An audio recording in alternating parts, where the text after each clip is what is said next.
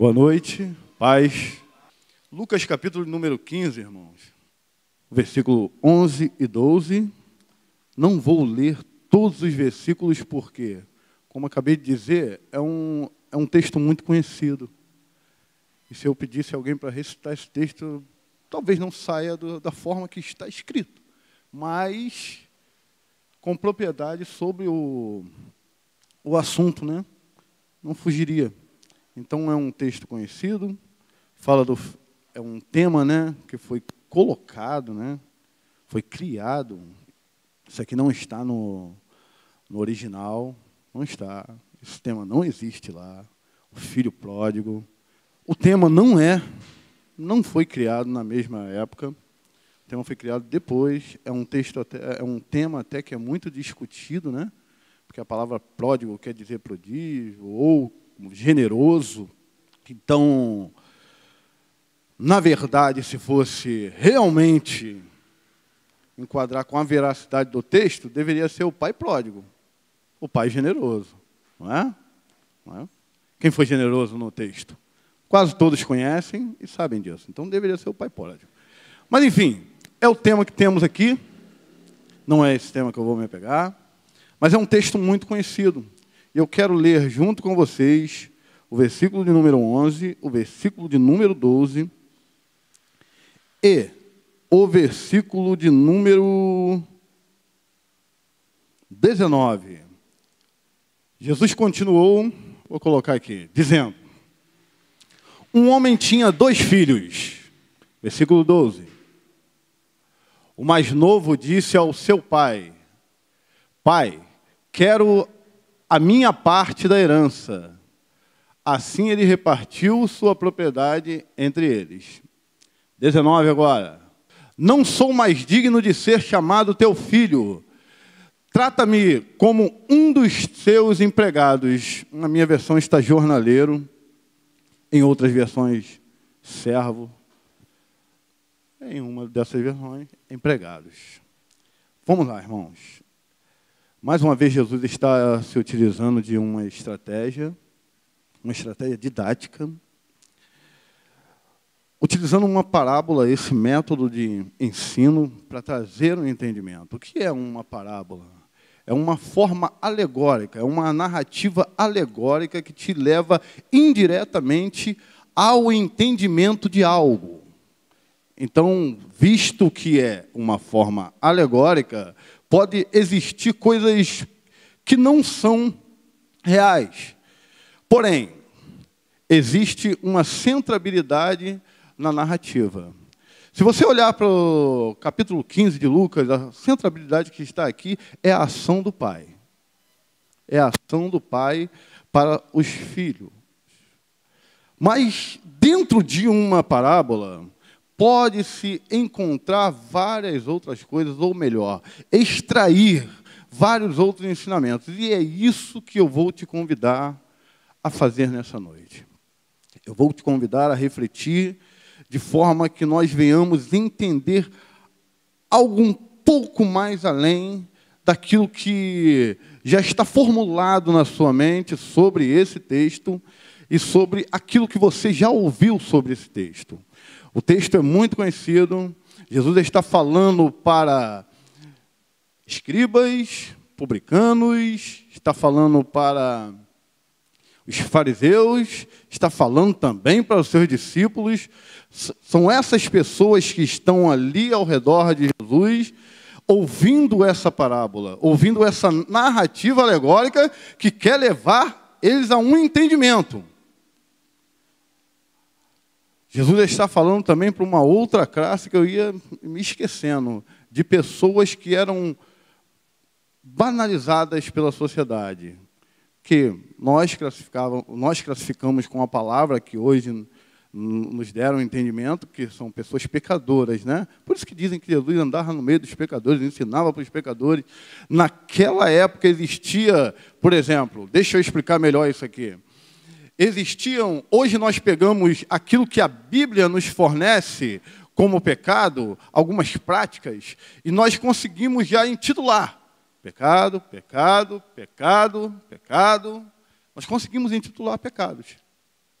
Naquela época, práticas visualizadas pela sociedade eram classificadas como pecados e essas pessoas eram, de certa forma, rechaçadas. Elas não tinham acessibilidade. Dentro da cultura judaica, essas pessoas não podiam se assentar ao lado ou ao redor de um rabino para poder ouvir os seus ensinamentos. Os rabinos ensinavam para pessoas que eram vistas por eles como pessoas que um alvo, assim, um público-alvo, vamos dizer assim. Essas pessoas que tinham práticas ilícitas, até porque isso era uma grande hipocrisia. Quando nós falamos de publicanos, olha só quem eram os publicanos. Eram judeus que se aliaram ao Império Romano e que cobravam impostos ilícitos dos judeus. Isso era ilícito? Era. Mas não eram vistos como ilícitos. Por quê? Porque existia uma lei otorgada pelo Império Romano que era para cobrar aqueles impostos. Eram impostos injustos, mas existia uma lei. Então, para esse tipo de pessoa, o ensinamento era dado.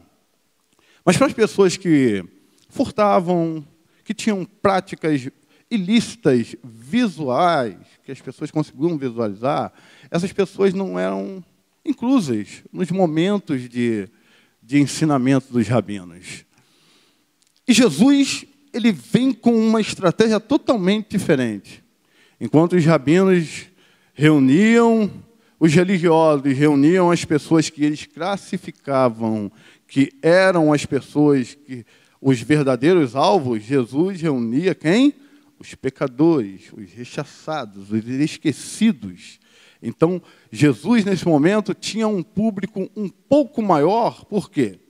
Porque ele ensinava para essa classe de pessoas, os pecadores, para os religiosos que estavam ali de forma maliciosa ouvindo os seus ensinamentos, e para também esses serviçais que eram judeus, serviçais do Império Romano. E Jesus está ensinando para esse povo. Nessa oportunidade, nós temos essas classes de pessoas ouvindo os ensinamentos de Jesus. E Jesus diz que um homem tinha 2 filhos. 2 filhos. Um dos filhos, o mais novo, ele requer a sua parte na herança. O texto é conhecido, como eu disse, e o pai reparte a herança, e esse mais novo pega e, vai embora, vai viver a sua vida da forma que quer. Da forma que quer. Aí eu quero fazer um link com o que nós muito ouvimos nos dias de hoje. Existe algo do campo da psicologia hoje que se trata sobre autoimagem.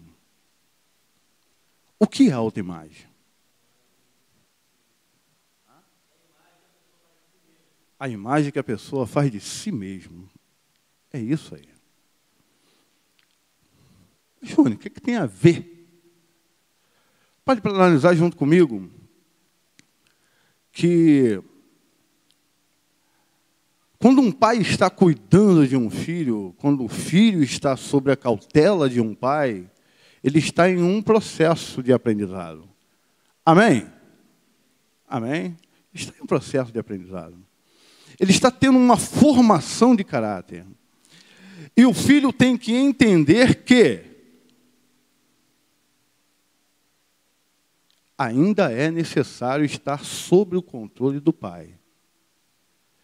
Nesse momento em que o filho requer a sua parte na herança, esse filho, eu posso conjecturar, deixa eu tirar o C, né? Conjecturar, não é conjecturar, não. Eu posso dizer que o filho fez uma imagem de uma autoanálise de si mesmo, ele criou uma imagem de si mesmo como autossuficiente e não mais dependente da cautela do pai. Ele acha que já não precisa mais dos direcionamentos do pai e que pode governar a sua vida. Vocês concordam com isso? Amém? Amém? Amém? Então, dentro do texto, nós conseguimos associar ao que muito se fala hoje sobre autoimagem. Dentro do campo da psicologia, a autoimagem positivista é vista como a vertente de autoestima. A autoimagem positivista, subjetiva. Aí eu quero pegar isso e contextualizar com o quê? Com o que eu concordo com o que o Jorge falou aqui hoje de manhã, que tudo é espiritual, né? Não sou espiritualista, mas tudo é espiritual. Aí eu quero pegar para a esfera, para você entender melhor, para a esfera espiritual da coisa, e dizer que esse jovem moço, ele cria uma autoimagem de si, de não mais dependente, de autossuficiente, de detentor do controle da sua vida. Ele cria essa autoimagem de si e toma a decisão de revogar a sua parte na herança para viver segundo o seu querer, segundo os seus deleites. Ele revoga. Ele quer, não, quero a parte da minha herança. Ele tinha herança? Tinha? Sim ou não? Sim ou não? O pai ainda não tinha morrido. Então não existia herança. Mas a autoimagem que ele criou, que o levou a esse nível de soberba, de altivez, de espírito, fez com que ele enxergasse a legalidade naquilo que era ilegal, até porque se o pai morresse, a herança ainda não era dele. Ele era o mais novo. Existia ainda o mais velho. E pela tradição judaica, o mais velho assumiria as herdades e seria o representante patriarcal daquela família. Mas ele, conhecedor de tudo isso, por que eu digo conhecedor? Porque ele estava sob a cautela do pai, recebendo as orientações, recebendo os ensinamentos culturais e sociais. Ele estava caminhando ali e evoluindo dentro dos cuidados do pai. Em algum momento, a autoimagem que ele criou de si, e aí é uma etapa da vida, porque nós somos uma esponja, né, irmãos? Ao longo da vida, nós vamos absorvendo, e quando a vida faz isso na gente, ela faz o quê? Faz fluir aquilo que absorvemos. Muitas vezes nós absorvemos tantas coisas inconscientemente, que nessas horas dos apertos, nós colocamos para fora aquilo que nem sabíamos que éramos. E é daí que surgem as autoimagens perigosas, que nos levam à soberba, que nos levam à altivez de espírito. Mas vamos voltar para o texto. Ele requer algo ilegal, já conseguimos chegar a esse entendimento. Ele não tinha herança nenhuma ainda. O pai não estava morto e ainda eles tinham um irmão mais velho. Ele requer algo legal, mas com um tom de legalidade. Ele acha que tem direito mesmo. Porém, o pai não o questiona. O pai reparte, permite que o filho vá viver a sua experiência. Ele gasta tudo nos seus deleites. Ele começa a passar as dificuldades da vida. Ele chega a um ponto, segundo o texto, de querer comer das bolotas dos porcos, porque ele estava passando fome. Ele chega numa situação deplorável. E, novamente, aí talvez em uma condição totalmente diferente, ele recebe um segundo aperto da vida. E aí, ele cria novamente o quê? Uma autoimagem. Ele olha para dentro de si e agora ele não vê mais aquele cara que tinha condição de tomar o controle da sua vida. Ele já não enxerga aquele cara que tinha condições de governar os seus próprios passos. Ele olha para trás e começa a refletir. Aí eu já estou parafraseando aqui, irmão, estou dando uma amplitude no entendimento. Ele começa a refletir. Poxa, eu achei que eu tinha condições de caminhar sozinho. Eu achei que eu tinha condições, com a parte da minha herança em mãos, de estar sob o controle das coisas. E agora cheguei nesse estado deplorável. Cheguei nessa condição. E que me leva a crer que eu poderia voltar agora para o meu pai e falar para ele que eu pequei contra o céu, pequei contra ele, e que ele fizesse de mim como um dos seus jornaleiros, um dos seus empregados, mas um serviçal lá, porque até os serviçais lá do meu pai se alimentam melhor do que a minha condição de hoje. Ele olha para dentro de si. Ele olha para aquilo que ele está enxergando no espelho do seu interior. Ele está enxergando um cara deplorável. Ele está enxergando um ser humano num estado de miséria.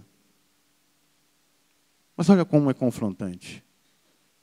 Como a mesma pessoa produz duas imagens totalmente diferentes. Olha como isso é confrontante. Olha como a mesma pessoa, ela se vê de forma diferente. E aí, entra para nós a complexidade, até me lembro da Cristiane, né? Ser humano é difícil, né? Cristiane tem um dito dela, que ser humano é difícil, complicado de se entender. Porque ele se acha, como posso dizer? Ele se acha capaz de muitas coisas. Ele acha que fora do aconchego do pai, fora das orientações do pai, ele consegue dar rumo e destino à sua vida. Até o que eu aprendi até agora já é suficiente para eu dar os meus passos e governar a minha vida. Aquilo que eu consegui de herança, que nem é herança ainda, mas que ele já se intitula detentor, aquilo que eu consegui de herança está sob o domínio das minhas mãos, e eu consigo caminhar sozinho, eu consigo me suster, eu não preciso de estar sob a cautela do meu pai mais. Mas em determinado momento ele vê que a herança se torna água na mão dele. E ele não tem controle sobre isso. Se desvai, ele até fecha as mãos, mas ele não consegue conter aquilo que ele achava que estava sob o domínio dele. Olha como que isso nos dá uma lição da necessidade, sim, de olharmos para dentro de nós e refletirmos, enxergarmos quem somos, mas olharmos em um viés de cautela. Porque às vezes olhamos para dentro de nós e achamos que estamos num nível de contato tão grande com o Pai que já não precisamos estar mais sob a cautela dele. Já não precisamos mais compactuar das coisas que o Pai nos oriente para poder ter o real crescimento. Já achamos que, pelos nossos passos, nós conseguimos andar. Pelos nossos passos, nós conseguimos alcançar felicidade. Por aquilo que já avançamos em entendimento, por aquilo que já conseguimos enxergar como uma herança, nós trocamos, invertemos, ou melhor dizendo, invertemos os valores de achar que aquilo que estamos recebendo como alimento já é a nossa herança. E queremos pegar isso e começar a dar os nossos próprios passos. Começar a viver da forma que seja, ou melhor, que se encaixe melhor. Que se encaixe mais agradável para mim. E nós, muitas das vezes, nos distanciamos. Nos distanciamos da proposta, que era continuar ao lado do Pai, recebendo as orientações do Pai, evoluindo junto com o Pai, estando em família e absorvendo tudo que era destinado à família. E vamos viver. Os primeiros passos são muito empolgantes, porque nos leva sempre para terras distantes, né? Para terras novas, para experiências novas. E essas experiências, quando vividas positivamente, nos levam a um campo de ilusão. E é exatamente isso que esse rapaz aqui viveu. Um momento dentro do campo da ilusão, e quando ele recebe um choque da realidade, ele faz novamente uma análise de si mesmo, cria, elabora, consegue perceber, é perceptível a autoimagem que ele enxerga. E agora ele enxerga o cara deplorável que não deveria ter saído da cautela do Pai. Que não deveria ter abandonado o processo de ensinamento. Que não deveria ter revogado algo que não era para ele. Que não deveria ter abandonado o convívio com a sua família. Ele chega a esse momento, e aí é o que mais se enquadra, né? Dentro do campo da psicologia, quando muito se fala da autoimagem, quando a pessoa enxerga de forma pejorativa, né? É uma forma negativista de si mesmo, onde você não se enquadra dentro de algo positivo que é real em você, e você começa você mesmo se deteriora, né? Vamos dizer assim, psicamente você se deteriora, você se pejora, se joga para baixo. E dentro dessa analogia psíquica aí existe algo que nós podemos utilizar. Muitas das vezes que nós abandonamos o convívio com o Pai, que nós abandonamos o nosso processo de aprendizado, essas muitas vezes elas nos levam a fornecer informações para o reino opositor. A autoimagem pejorativa ou negativista que elaboramos de nós, nas suas mãos, talvez seja apenas uma ferramenta de baixa estima. Mas nas mãos do diabo, é uma ferramenta de destruição e condenação. Esse jovem, ele chega a esse momento. Ele volta. A parábola diz isso. E ele quer ser recebido como um empregado. Ele não se vê mais como filho. E ele não se vê mais como filho porque o pai falou isso, né? Você não é mais meu filho. Amém? Amém? Ah, não amém, então fala. Não amém. O pai não falou isso. Em momento nenhum. O pai não falou isso.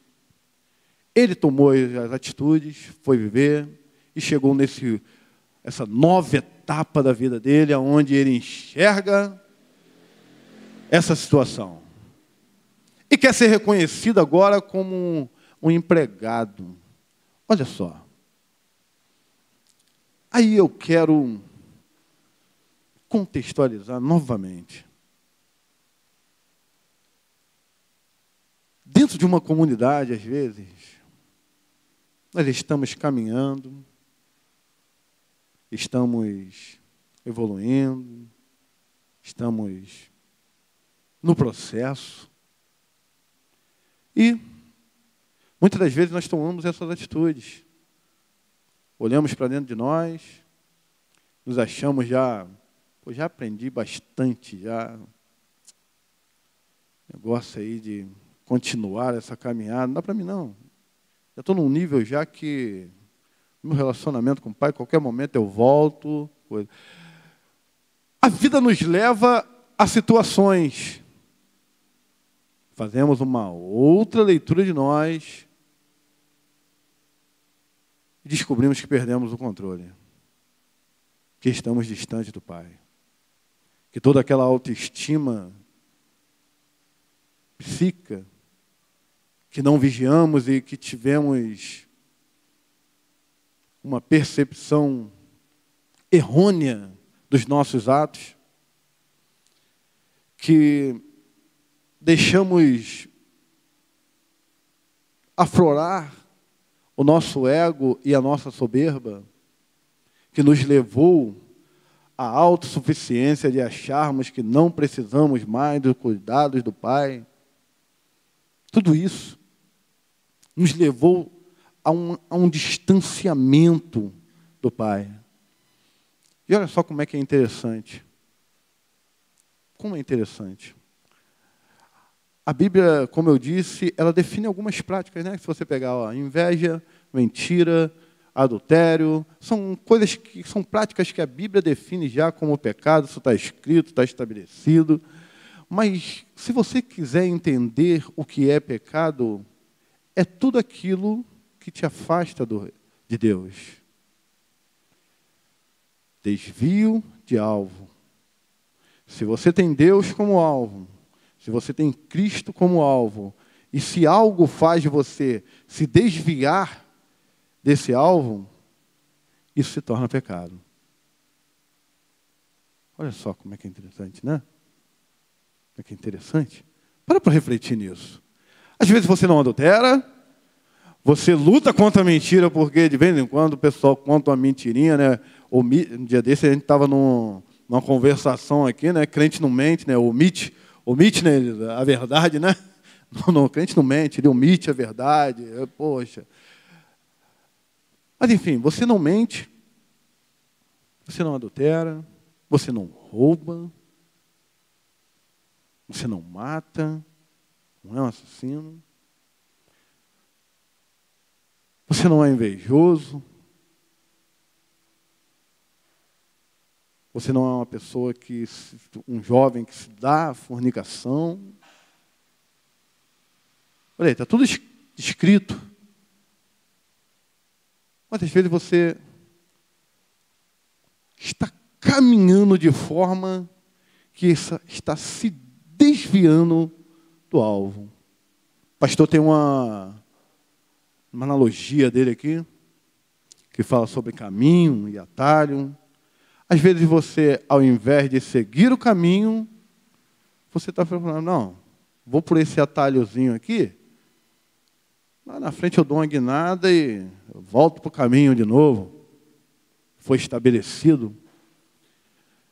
E você não está tendo uma percepção que isso está te afastando de Deus. Olha como é que é a amplitude do entendimento da palavra pecado.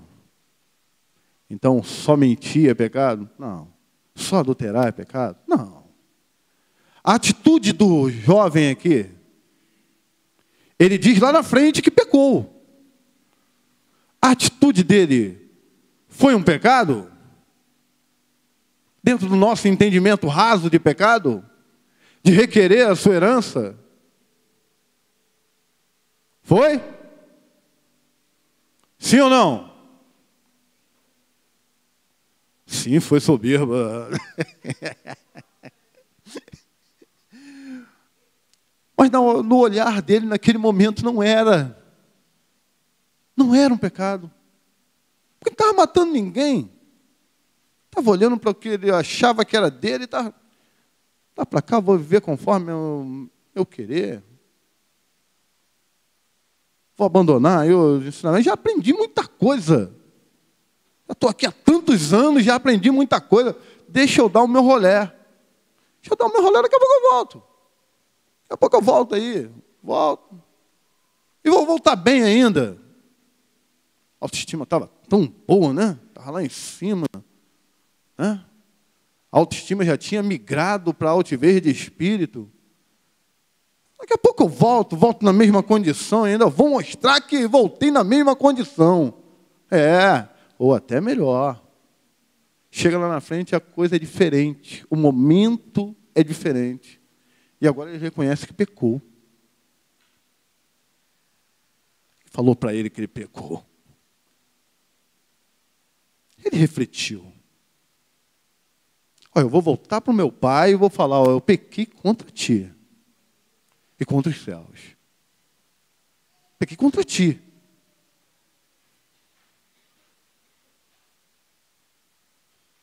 E às vezes nós estamos nesses nossos atalhos espirituais, tem um caminho proposto.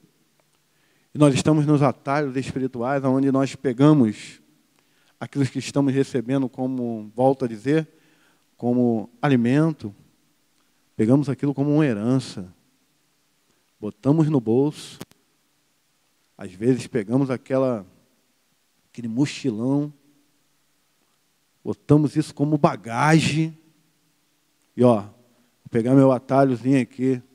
No meio do atalho tem uma galera que não tem bagagem nenhuma. E aí a minha bagagem vai me mostrar que eu passei por lá, que eu recebi uma orientação, mas que eu estou em outro nível agora. Que eu não preciso mais da orientação. Eu vou viver do jeito que eu quero. Vou viver da forma que quero. Dentro desse campo de análise,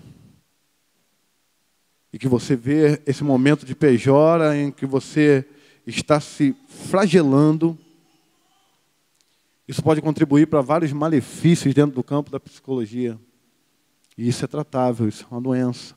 Quando eu trago para a esfera espiritual, isso pode ser visto de outra forma. Outra forma. Arrependimento. Arrependimento. Essa imagem pejorada agora que esse jovem faz é uma imagem de arrependimento que o leva a voltar e querer um contato novamente com o Pai. Mas é aí que está. Ele faz quando ele chega para ter o contato, ele faz uma outra autoimagem de ser. Ele não se vê mais como filho. E ele nunca deixou de ser filho. Dentro da nossa caminhada, tem horas que nós olhamos para nós mesmos e o que vemos no espelho não é um filho de Deus. Não é uma filha de Deus. É alguém que pegou as coisas que estava recebendo e foi viver do jeito que queria. É alguém que parou para refletir, falou, pequei contra ti. E analise junto comigo. Nesse momento que ele não se vê mais como filho, sem nunca ter ouvido que não era mais filho. Me diga se os erros que ele cometeu o estão dominando ou não. Estão? Quando ele não se vê mais como filho do Pai, os erros que ele cometeu estão tomando domínio da vida dele? Sim ou não? Sim, sim. Os erros o dominaram tanto que ele não consegue olhar para si mesmo e produzir a autoimagem, amigo, de filho. Ele olha e se vê como um empregado, um dos serviçais, mas ele não consegue se enxergar como filho. Não consegue. E aí que nessa hora entra o pai. O pai não o recebe como um jornaleiro. Não o recebe como um empregado. Eu me lembro que Jesus, quando estava chegando próximo a João Batista, João Batista afirma: esse é o Cordeiro de Deus que tira o quê? O pecado do mundo. Para entender melhor isso, deveria estar traduzido assim, ó: esse é o Cordeiro de Deus que vai tirar o domínio do pecado do mundo. Porque se você entender, se tira o pecado do mundo, você vai pensar: poxa, então, depois da vinda de Cristo, ninguém mais peca. Não é esse o entendimento? Equivocado, né? É um entendimento no instantâneo, equivocado. Mas, não é isso. É o domínio, porque a terra foi maldita com a introdução do pecado. E agora, quando Cristo vem, ele vem como cordeiro, o último sacrifício, o eficaz sacrifício para tirar o domínio do pecado. Aí voltamos ao texto, ao que conseguimos refletir hoje. Quando o moço volta, quando o filho mais novo volta, ele volta dizendo que pecou e quer ser um serviçal. Ele não volta se enxergando como filho. Ele não quer se relacionar com o pai, tendo o pai como uma figura paterna. Por conta de quê? Por conta do domínio do pecado, por conta do domínio daquilo que o fez o desviar do alvo.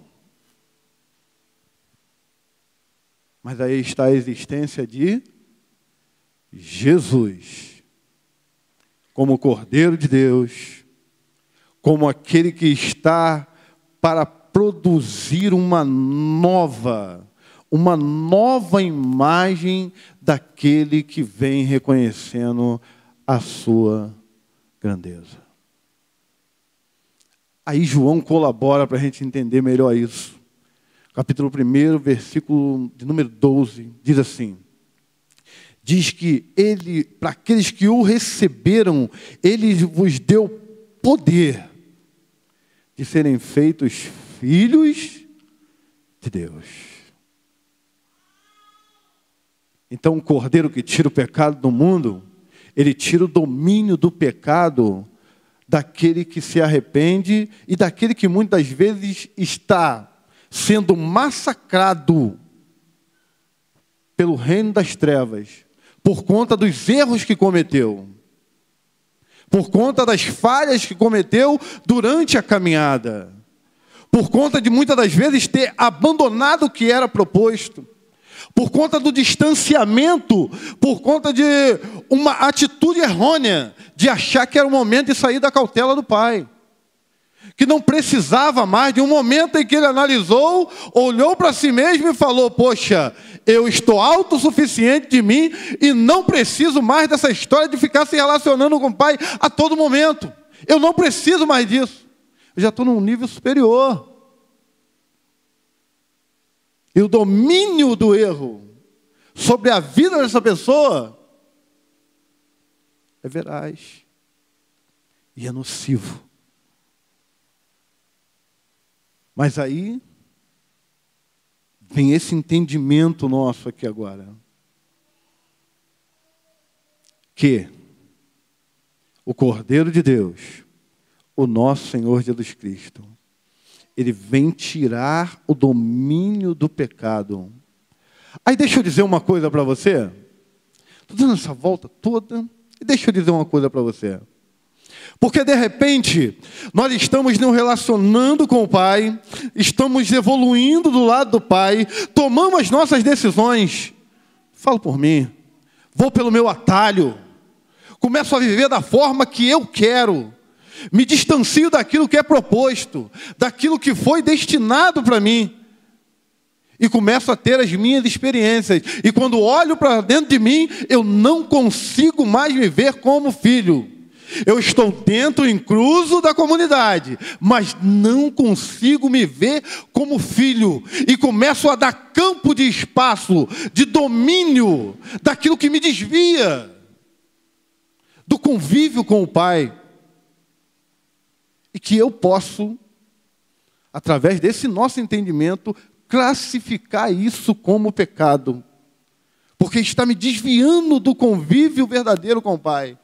Às vezes estamos nesse momento, estamos vivendo essa situação, mas deixa eu te dizer uma coisa nessa noite, deixa eu te dizer uma coisa, os seus erros não te definem, mas os seus erros servem para que você reflita que tem que voltar para a cautela do Pai.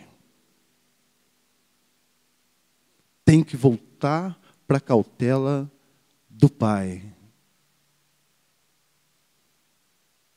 O reino das trevas está soprando aqui, falando, você só pode ser um empregadinho lá.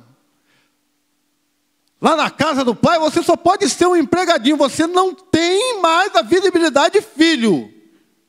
Você não tem mais a paternidade que foi estabelecida naquele primeiro momento. Por conta dos erros que você cometeu. Por conta das práticas que te distanciaram da presença do Pai.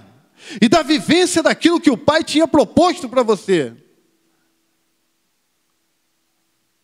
Mas aí vem a palavra de Deus para você.